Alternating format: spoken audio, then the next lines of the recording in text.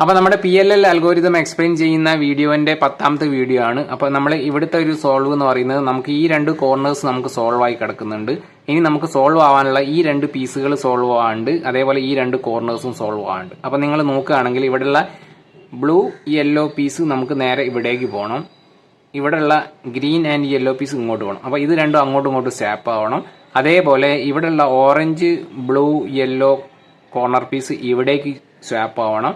ഇവിടെയുള്ള orange green yellow piece ഇങ്ങോട്ട് വരണം. അപ്പം ഇത് അങ്ങോട്ടും ഇങ്ങോട്ടും ഇതും അങ്ങോട്ടും ഇങ്ങോട്ടുമാണ് ചെയ്യേണ്ടത്. അപ്പം ഈ ഒരു പൊസിഷനിൽ നിങ്ങൾക്ക് സോൾവ് ആയി കിടക്കുന്ന ഭാഗം നമ്മൾ ലെഫ്റ്റ് സൈഡ് പിടിച്ചതിന് ശേഷം R inverse U inverse F inverse R inverse U inverse R inverse F R2 U inverse R inverse U inverse R inverse U R ചെയ്ത് കഴിഞ്ഞാൽ നിങ്ങളെ ക്യൂബ് സോൾവ് ആവും.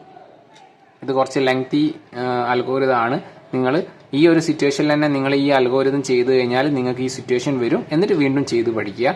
അപ്പോൾ PLL സീരീസിലെ 10th വീഡിയോ നിങ്ങൾക്ക് മനസ്സിലായി എന്ന് വിചാരിക്കുന്നു. റിപ്പീറ്റ് ചെയ്തായിട്ട് ചെയ്ത് പഠിക്കുക. അപ്പോൾ അടുത്ത വീഡിയോ ആയിട്ട് നമുക്ക് കാണാം. ബൈ.